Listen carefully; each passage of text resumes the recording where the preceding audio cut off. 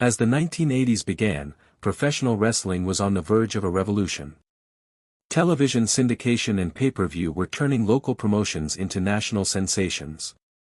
At the center of this transformation stood André the Giant, a living phenomenon who could draw record crowds with a single appearance. Glowing star the WWF years. By the early 80s, André was a featured attraction in the World Wrestling Federation, WWF, the company run by Vince McMahon Jr., who had inherited the business from his father. McMahon envisioned wrestling as a global entertainment spectacle, and André was the perfect centerpiece.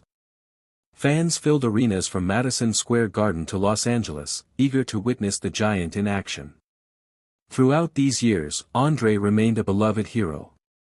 He thrilled crowds with his trademark chops, headbutts, and the occasional giant dropkick, proving that a man of his size could still surprise opponents with agility.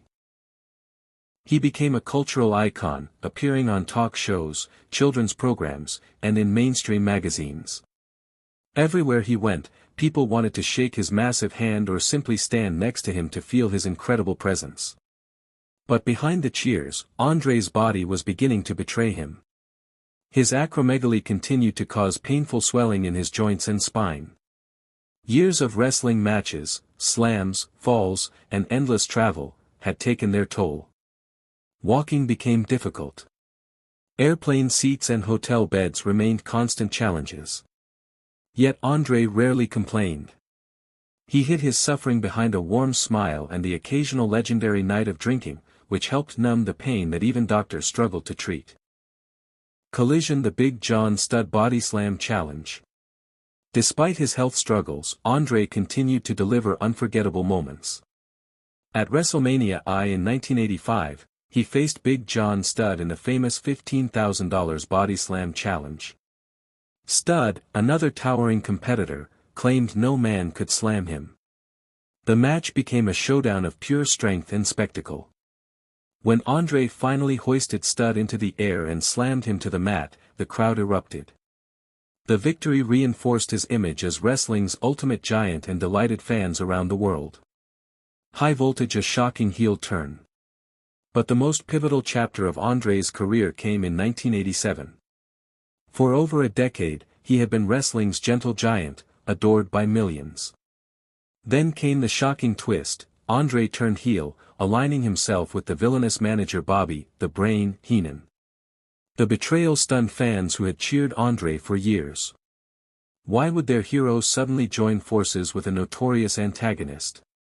The answer was simple: storytelling genius. André's turn set the stage for one of the greatest matches in wrestling history. WrestleMania III, where he would challenge his former friend Hulk Hogan for the WWF World Heavyweight Championship. Stadium: WrestleMania III, the slam heard around the world. On March 29, 1987, over 93,000 fans packed the Pontiac Silverdome in Michigan, creating one of the largest indoor crowds in sports history.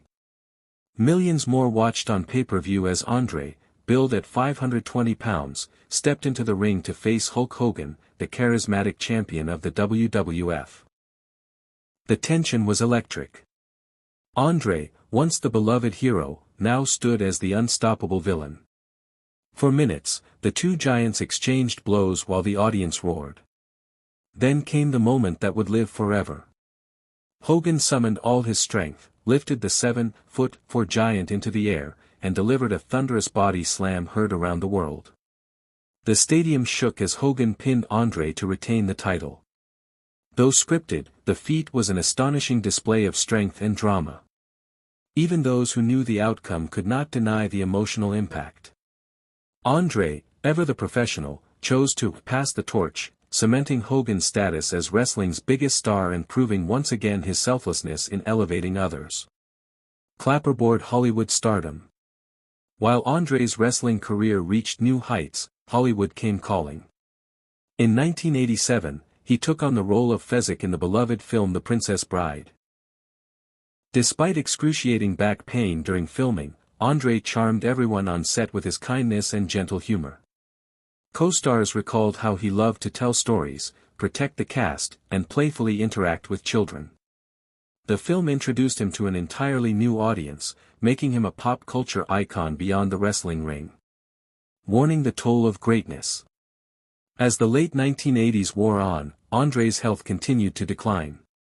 His once graceful movements slowed, and chronic back pain made even standing a challenge. Still, he pressed on, teaming with Haku as part of the tag team The Colossal Connection, capturing the WWF Tag Team Championship in 1990. By 1991, André's in-ring appearances grew rare. He wrestled sporadically in Japan and on the independent circuit, determined to keep performing for the fans who adored him. Despite the physical pain, André remained a beloved figure in the locker room. Younger wrestlers described him as a gentle mentor, a man who, despite his enormous fame, treated everyone with respect. He never let his size overshadow his humanity. Final days. In January 1993, André traveled to Paris to attend the funeral of his father. On the night of January 27, after spending the day with family, he returned to his hotel room and passed away quietly in his sleep. The cause was congestive heart failure, a complication of his lifelong condition.